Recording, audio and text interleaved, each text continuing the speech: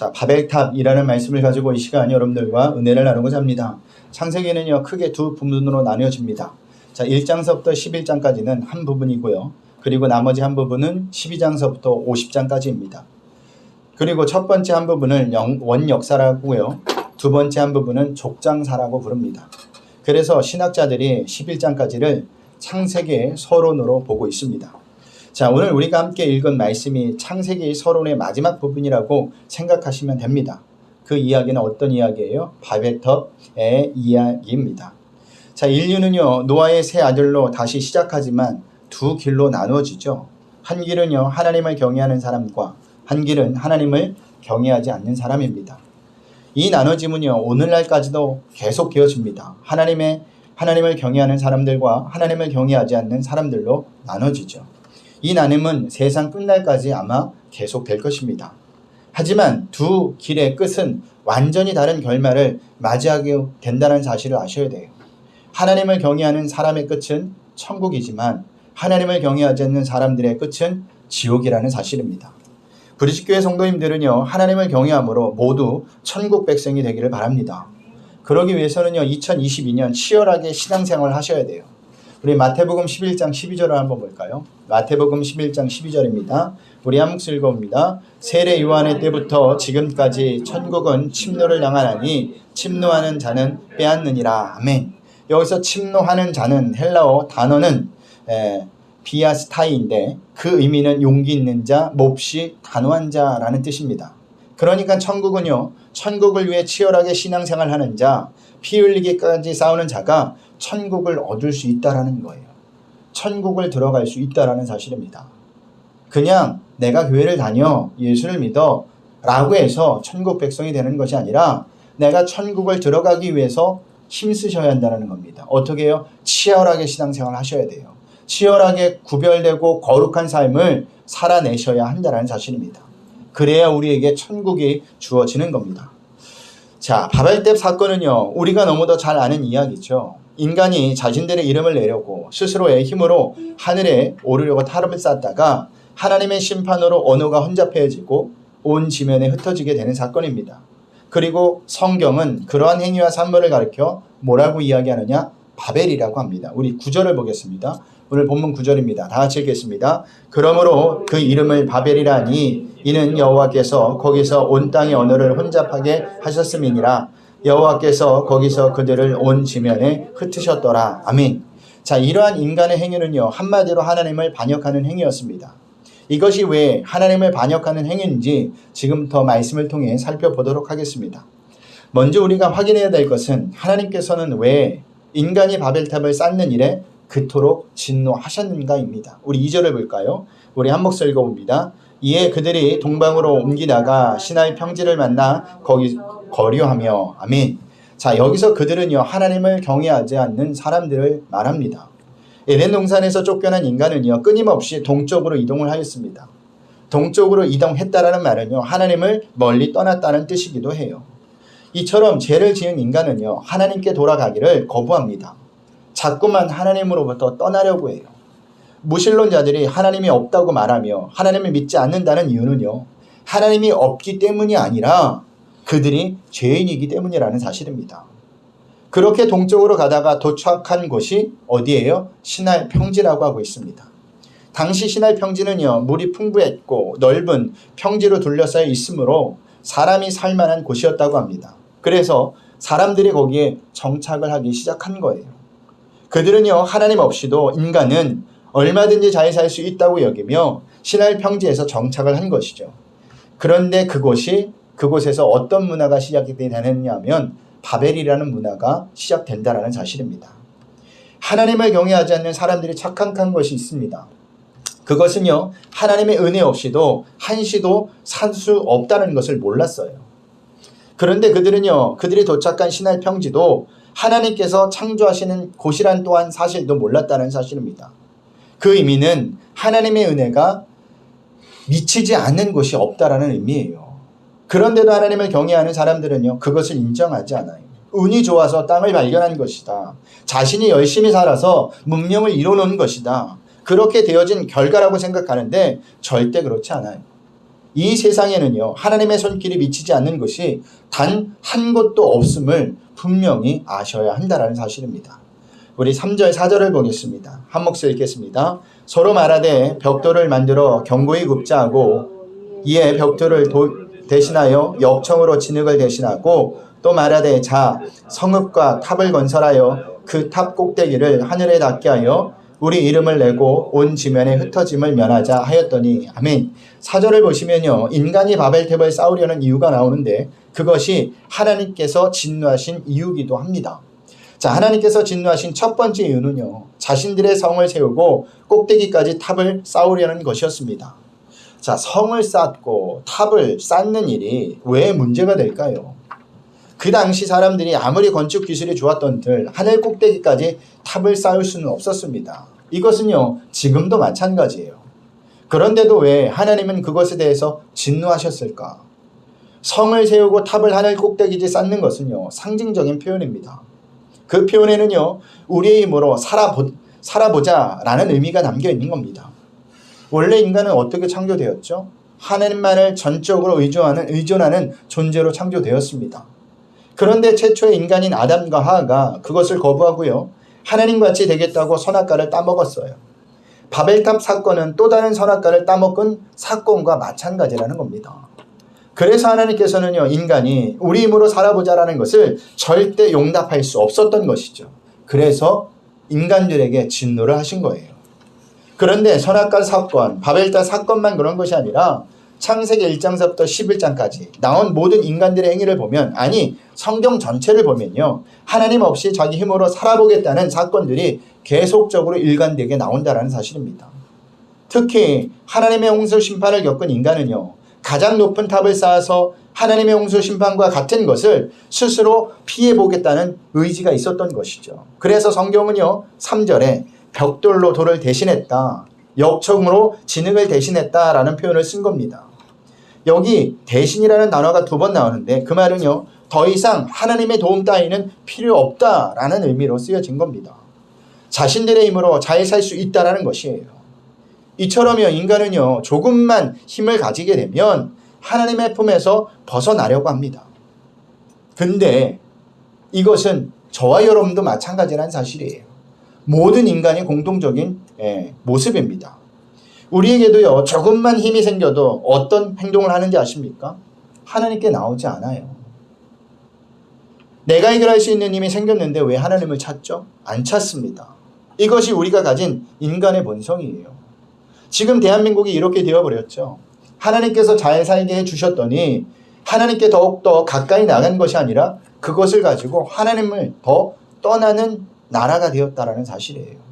점점 믿는 사람들이 떠나고 있습니다. 믿는 사람들이 없어지고 있어요. 그래서 하나님께서 바벨탑을 쌓은 자들에게 진노하신 거예요. 아마 지금 우리가 겪고 있는 고통도 하나님이 진노의 경고를 우리에게 보내시는 줄도 모르는 겁니다. 그러면 하나님의 백성은 어떻게 살아야 할까요? 우리 시편 127편 1절을 볼까요?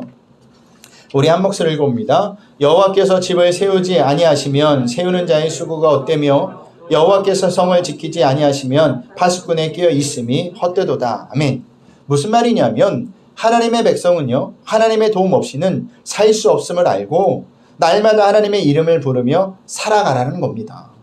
그게 하나님의 백성이라는 거예요. 하나님은요, 당신의 이름을 부르는 자를 기뻐하십니다. 한번 볼까요? 시편 50편 15절을 보겠습니다. 우리 한 목소리 읽겠습니다. 환난 날에 나를 부르라. 내가 너를 건지리니 내가 나를 영화롭게 하리라. 아멘. 우리가 고통을 당하고 어려움을 당하는데 하나님의 이름을 불렀어요. 근데 그것이 어떻게 영광이 될까요? 그것은요, 살아계신 하나님이 있다는 것을 우리가 부르짖음으로 인해서 다른 사람에게 나타내는 것이라는 사실입니다. 그래서 그것이 하나님을 영화롭게 한다라는 사실이에요. 하나님은요, 당신의 자녀들이 당신에게 기도하는 것을 기뻐하십니다. 당신에게 도와달라고 하는 것을 기뻐하세요. 하나님은요, 당신의 이름을 부르면 기뻐하시는 분이십니다. 그러니 2022년도에는요, 우리 브리지교회 성도님들이 더욱더 하나님의 이름을 찾고 부를 수 있기를 소원합니다. 나의 소원과 나의 바람을 이루는 것이 아니라 그것이 하나님께서 우리에게 가장 기뻐하시는 일이라는 사실이에요. 우리 4절을 다시 한번 볼까요? 한 목소리 읽겠습니다. 또 말하되 자 성읍과 탑을 간설하여 그 탑 꼭대기를 하늘에 닿게 하여 우리 이름을 내고 온 지면에 흩어짐을 면하자 하였더니 아멘. 하나님께서 진노하신 두 번째 이유가 있습니다. 그것은요, 자신의 이름을 널리 알리는 것 때문이었어요. 인간은요, 원래 하나님께 영광 돌리도록 창조가 되었습니다. 웨스터민스터 소요리몬다 제1번을 보면 이렇게 질문이 시작됩니다. 사람의 주된 목적이 무엇인가? 답은요, 사람의 주된 목적은 하나님을 영화롭게 하는 것과 영원토록 그분을 즐거워하는 것입니다. 라는 것이 답이에요. 사람의 주된 목적이 뭐라고요? 자신의 이름을 널리 알리는 것이 아니라 하나님을 영화롭게 하는 것이라는 사실입니다. 그런데 바벨탑을 쌓는 이유가 어디 있었다고 했어요? 자신들의 이름을 널리 알리는 것에 있었다고 합니다. 그렇기 때문에 하나님께서 인간들에게 진노를 하신 거예요. 히브리 원문을 보면 이렇습니다. 웨나세 나누셴입니다. 이것을 증언하면 우리가 스스로 우리를 위해 우리의 이름을 만들자입니다. 좀 더 쉽게 의역하면요, 우리가 우리에게 이름을 주자예요. 성경에서 이름을 주는 행위는요, 이름을 지어줄 대상의 독점적인 지배권과 소유권을 의미합니다. 그런데 그들 스스로가 이름을 주겠다는 것은요, 하나님의 지배와 간섭을 거부하고 자기 마음대로 살아보겠다는 의미였다는 겁니다. 인간의 이런 행위는요, 하나님께서 인간을 창조하신 목적과 다른 방향으로 가고 있는 겁니다. 그 방향으로 간다면 어떻게 될까요? 인간을 기다리는 것은 멸망밖에 없음을 분명히 기억하셔야 합니다. 이 사실은요, 성경을 통해서도 확인할 수가 있어요. 이스라엘 백성이 하나님의 은혜로 출애굽을 해서 광야를 지나 가나안 땅을 차지하게 되었습니다. 그런데도 이스라엘 백성들은 하나님을 계속 떠나 살았죠. 그 대표적인 시대가 사사시대인데 그 시대를 대표하는 한 구절이 나옵니다. 한번 볼까요? 사사기 21장 25절 말씀입니다. 한 목소리 읽겠습니다. 그때 이스라엘에 왕이 없었으므로 사람이 각기 자기의 소견에 옳은 대로 행하였더라. 아멘. 자, 이스라엘은요, 왕이 없었던 게 아니에요. 이스라엘은 항상 왕이 존재했는데 영원한 왕이 있었어요. 누굴까요? 하나님 한 분밖에 없었습니다. 그런데도 이스라엘 백성은 왕이 없었다고 생각하고 자기의 소견대로, 자기 마음대로 살았다는 거예요. 즉 한마디로 하나님의 은혜를 따라 자기 마음대로 살았다는 의미입니다. 그때마다 하나님께서는요, 어떻게 하십니까? 주변 나라를 통해서 자기 마음대로 살면 고통을 당할 수밖에 없다는 것을 이스라엘 백성들에게 깨닫게 해주시죠. 그런데도 이스라엘 백성은요, 그때뿐이지 또다시 생활이 편해지면, 괜찮아지면, 평화로워지면 어떻게 합니까? 하나님을 떠났습니다. 자기 마음대로 살았다는 사실입니다. 결국에는 어떻게 되느냐? 북이스라엘은요, BC 722년에 아수르에게 멸망을 합니다. 남유다는요, BC 586년에 바벨론에게 멸망을 해요. 이것이 하나님을 떠난 자의 말로예요. 망한 뿐이 없다라는 사실이에요. 그런데도 인간은요, 역사에서 이것을 배우지 못하고 여전히 하나님을 떠나 자기 마음대로 살고 있다라는 사실입니다. 지금 시대도 바벨탑을 쌓는 시대와 마찬가지예요. 사람들은요, 너나 할 것 없이 자신의 이름을 널리 알리는데 목적을 두고 살아요. 하나님의 일을 해도 자기 이름이 드러나길 원합니다. 하나님의 일을 했는데 자기 이름이 드러나지 않는다? 시험 들어요. 그리고 교회를 떠나버리죠. 그것은 하나님께 영광을 돌리는 것이 아니에요. 그것은 하나님의 영광을 가로채는 겁니다. 우리 좀 더 솔직해 보자고요. 우리가 꼭 잘 되어야 하나님의 영광을 받으시는 겁니까? 아니에요. 하나님은요, 내가 잘 되고 내가 안 되고 상관없이 그 사람이 하나님이 보내신 목적대로 그 삶을 산다면 거기서 하나님은 영광을 받으시는 겁니다. 사도행전 8장을 보면요, 스데반이 돌에 맞아 죽는 장면이 나와요. 인간적인 모습을 볼 때 그 삶은 그냥 끝장이고 망한 거예요. 그때 스데반의 눈에 어떤 장면이 보이냐? 우리 사도행전 7장 55절을 볼까요? 우리 한 목소리 읽어봅니다. 스데반이 성령 충만하여 하늘을 우러러 주목하여 하나님의 영광과 및 예수께서 하나님 우편에 서신 것을 보고, 아멘. 자, 하나님의 영광과 예수님께서 하나님 우편에 서신 것을 보았다고 합니다. 자신이 지금 죽어가고 있는데 스데반은요, 하나님의 영광을 본 거예요. 그 의미는 하나님께서 스데반의 죽음을 통해서 영광을 받으셨다라는 의미입니다. 보세요. 여기에 어디 세상적인 성공이 있습니까? 없어요. 그런데도 하나님은요, 영광을 받으시는 겁니다.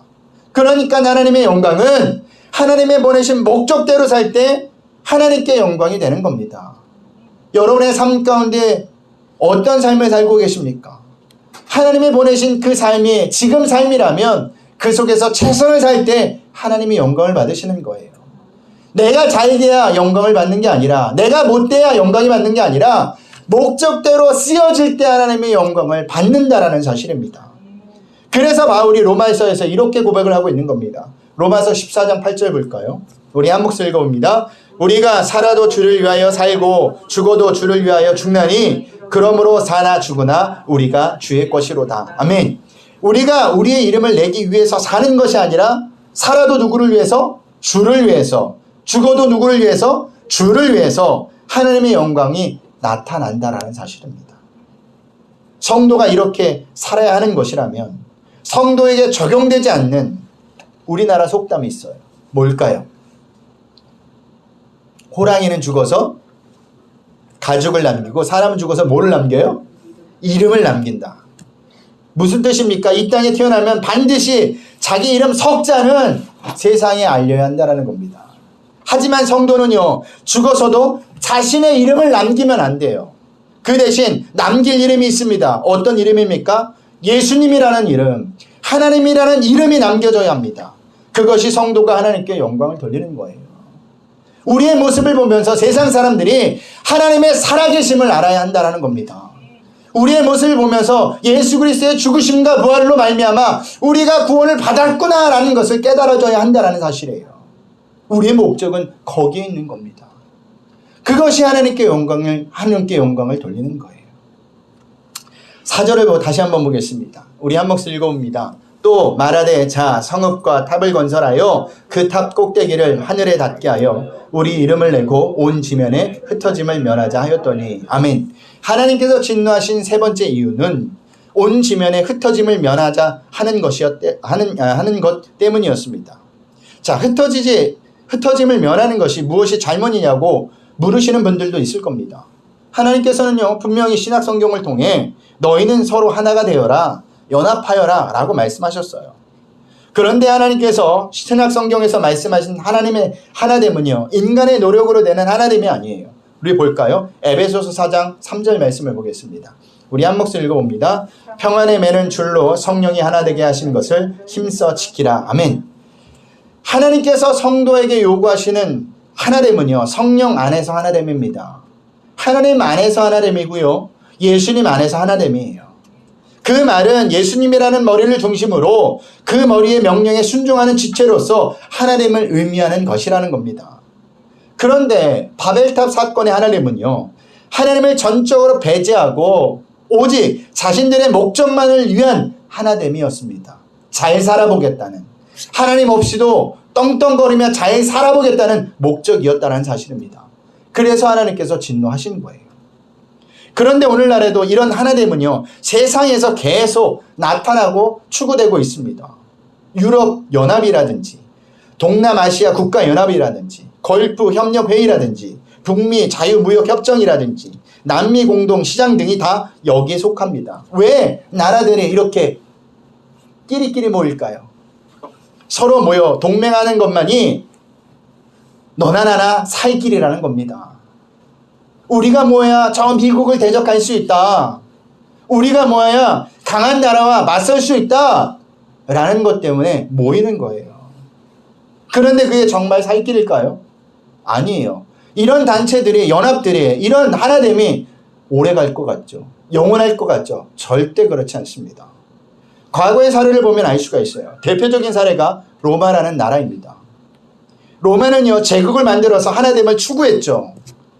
정말 거대한 제국을 만들었습니다. 그런데 그 제국이 지금 어디 있습니까? 없어요. 망해졌다는 사실입니다. 결과가 이러한데도 인간은요, 지금도 끊임없이 자기들 힘으로 하나가 되겠다고 수많은 것들을 내놓습니다. 하지만 모든 시도들이 허사로 끝나버릴 겁니다. 모두 다 다시 갈라지게 될 거예요. 조금만 자기 이익만 틀어지면 탈퇴하는 겁니다. 그래서 EU 공동체에서 누가 제일 먼저 나왔어요? 영국이 나왔죠. 그 어떤 것도 인간에게 살 길과 참된 행복을 가져다 주지 않아요. 그렇기 때문에 하나님께서 친히 내려오셔서 너희들이 하는 모든 것은 잘못됐다고 하신 거예요. 그래서 바벨탑을 무너뜨린 것이 아니라 사람들을 흩어버리신 거예요. 하나님 없는 하나됨은, 예수님 없는 하나됨은 하나님이 기뻐하지 않는다라는 사실입니다. 이런 하나됨이 오늘날 교회도 많아요. 교회도 사조직들이 있어요. 자기 이익을 위해서 모였지만 결국에는 어떻게 되느냐? 서로 시험 들어서 교회를 떠난다는 사실입니다. 그래서 교회에서 개를 하지 말라는 거예요. 돈 거래를 하지 말라는 거예요. 예전 교회에 제가 전도사 시절에 있었던 교회에 그 일이 있어요. 한 3, 4천 명 모이는 교회에 있었는데 어떤 권사님이 신앙생활을 거기서 20년 넘게 한 겁니다. 근데 그분을 모여서 그분과 중심으로 이런 개 조직이 있었어요. 근데 어느 날 그분이 사라졌어요. 알고 봤더니 돈을 다 갖고 미국으로 날라버린 겁니다. 교회가 풍지박산났죠. 한동안 엄청 힘들었습니다. 하나님이 없는 그런 모임은 다 깨지게 되어 있어요. 그게 인간의 하나됨이라는 사실입니다. 그래서 하나님은 그것을 진노하시는 겁니다.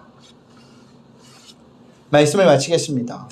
바벨탑 사건은요, 지금 이 시대에도 계속 일어나고 있습니다. 모든 사람이 자기만을 위하여 탑을 쌓고요, 이름을 알리려고 하고요, 흩어지지 않기 위해서 모임을 만듭니다.